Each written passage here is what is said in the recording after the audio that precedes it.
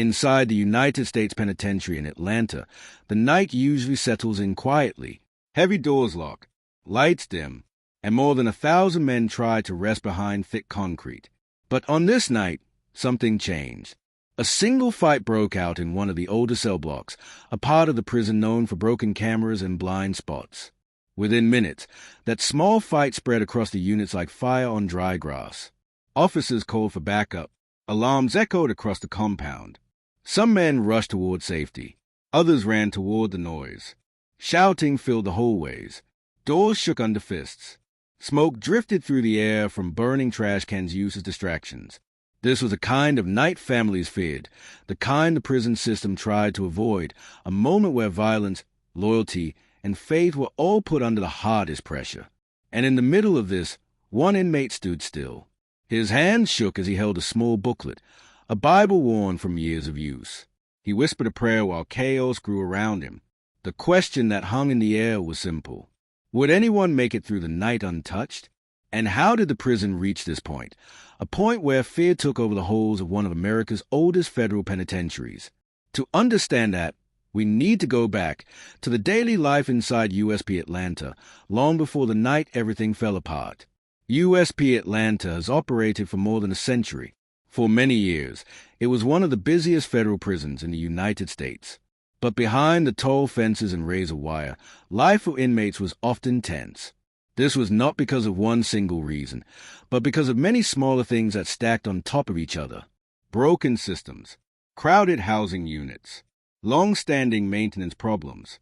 In earlier years, reports described issues with contraband entering the facility, things like cell phones, small amounts of drugs, and even everyday items that inmates were not supposed to have.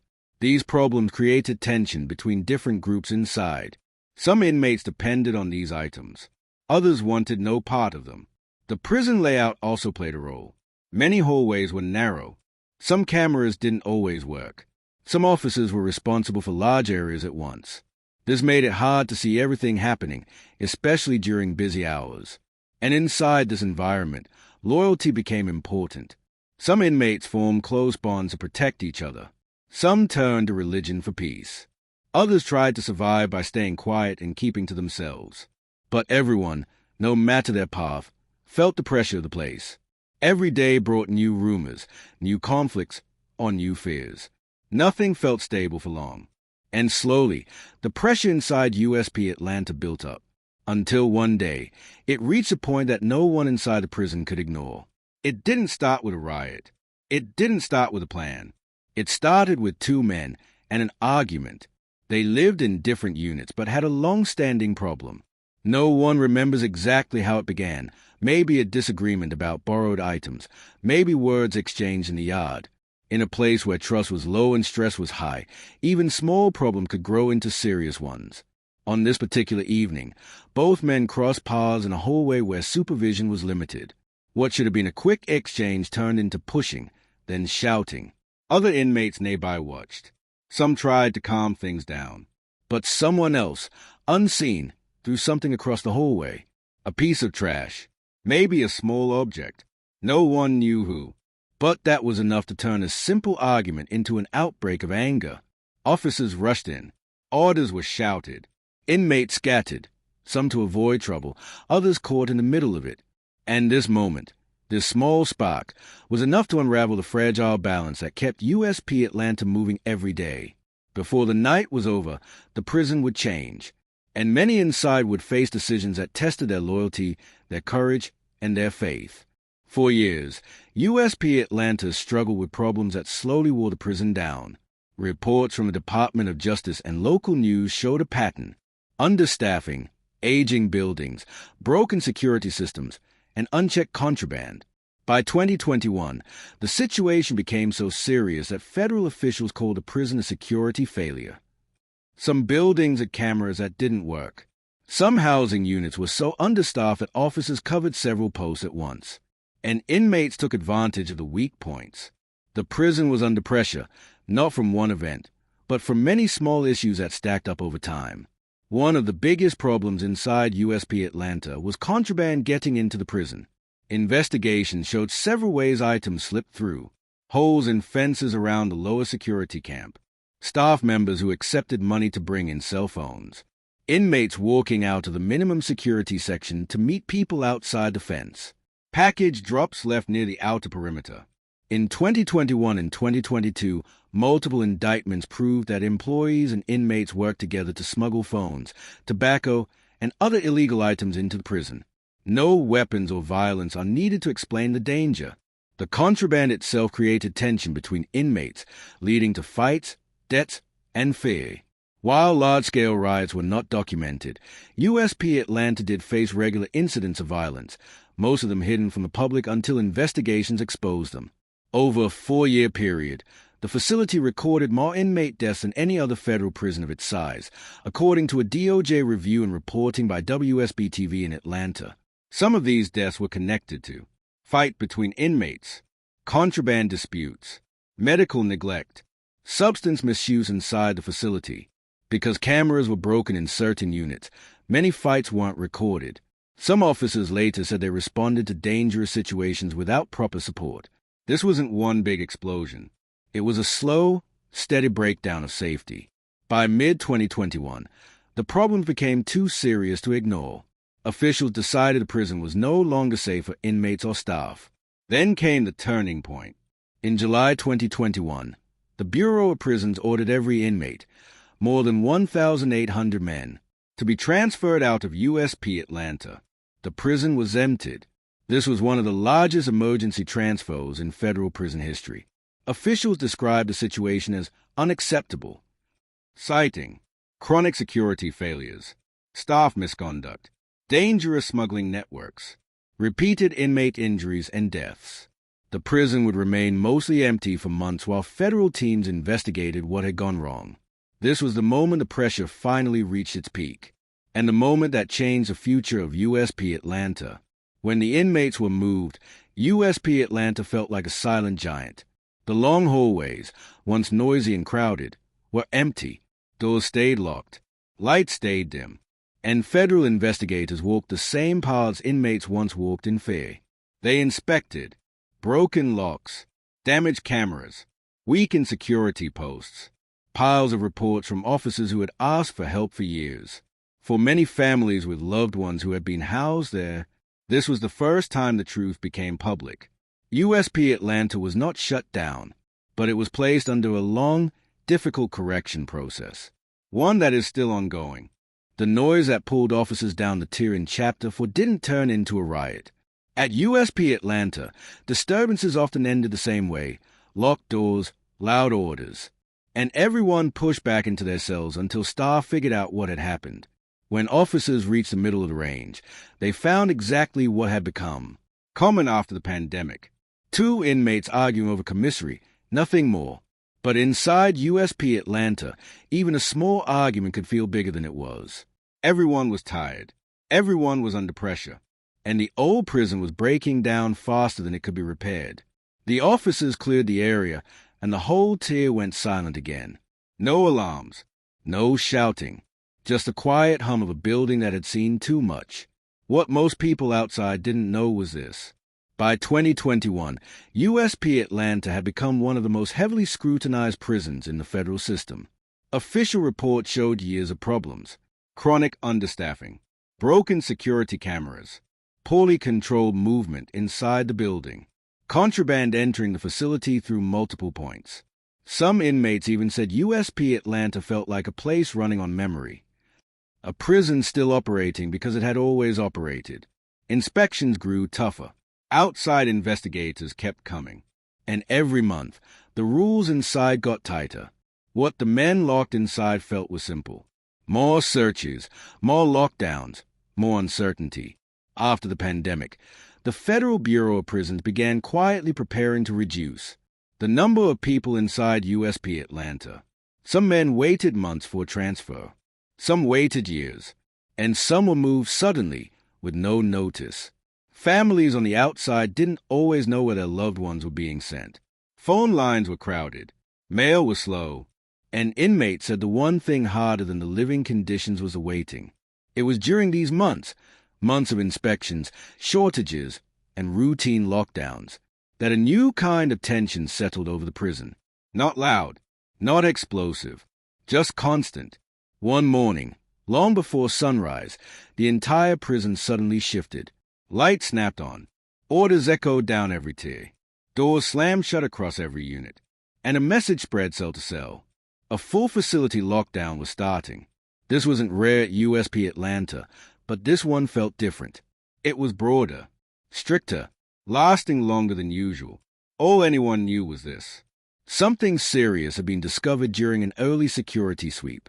Something that forced staff to freeze movement across every building. Inmates didn't know what had been found. Officers didn't say. But everyone felt the same thing. Whatever it was, it had changed the day before it even began. The full facility lockdown that began in Chapter 5 didn't end quickly.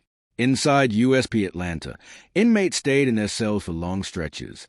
Meals arrived in paper bags. Movement stopped. Phones went quiet. People inside didn't know the details, but outside reports later explained the reason.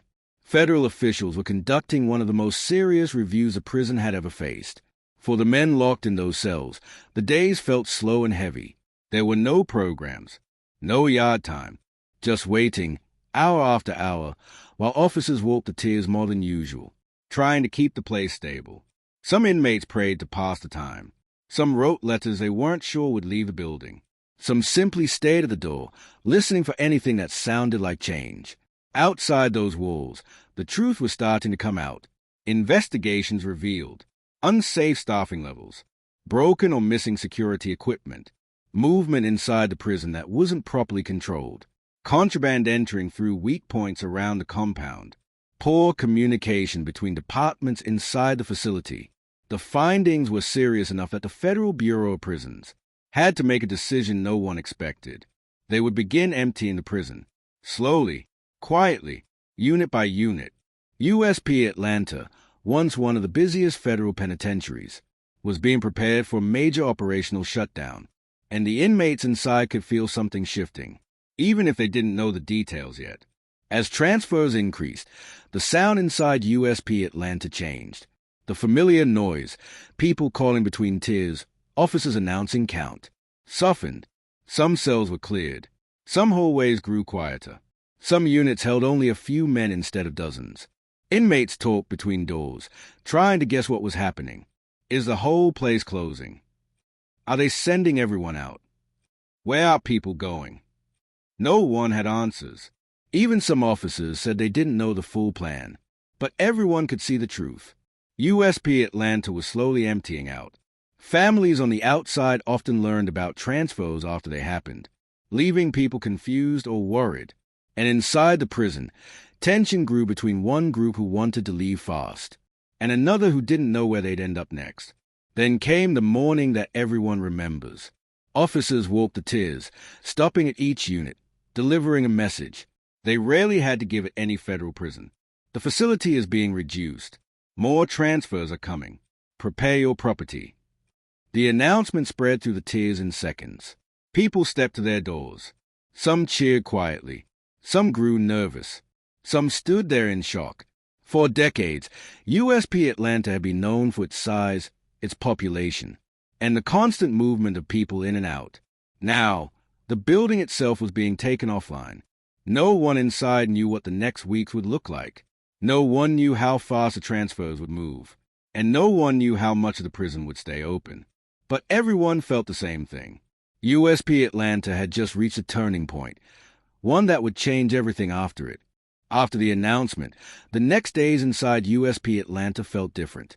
The building wasn't loud anymore. It wasn't tense in the usual way. It was expectant, like everyone inside was waiting for something big to happen. And then it started. Early in the morning, long before the sun rose, buses began pulling into the compound. Not one bus, not two, but a steady stream over several weeks.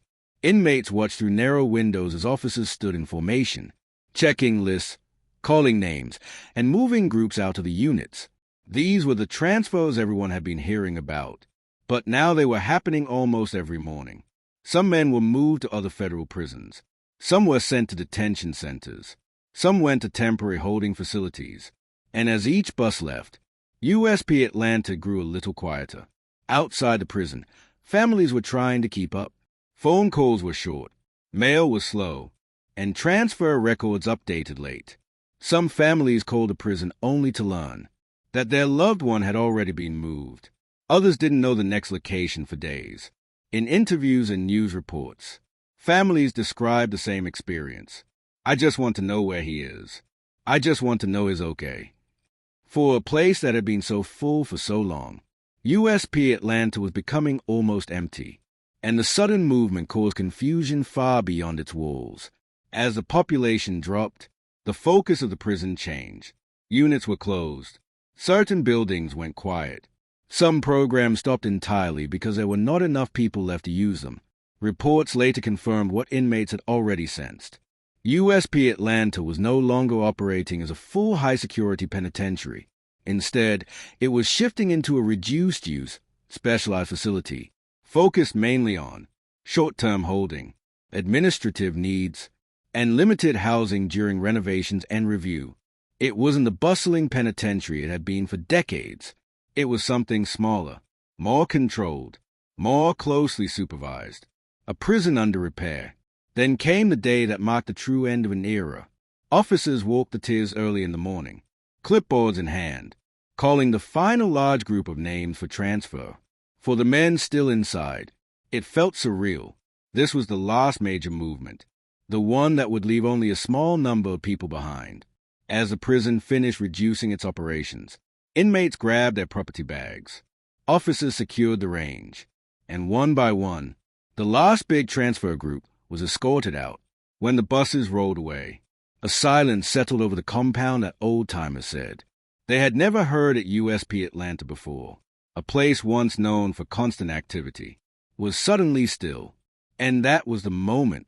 Quiet, simple, but powerful, when everyone understood. USP Atlanta would never again be the prison it used to be. The era of overcrowding, constant movement, and years of reported problems had finally come to an end. And that is where the story of USP Atlanta's violent pressure, loyalty inside, and faith under strain reaches its final chapter.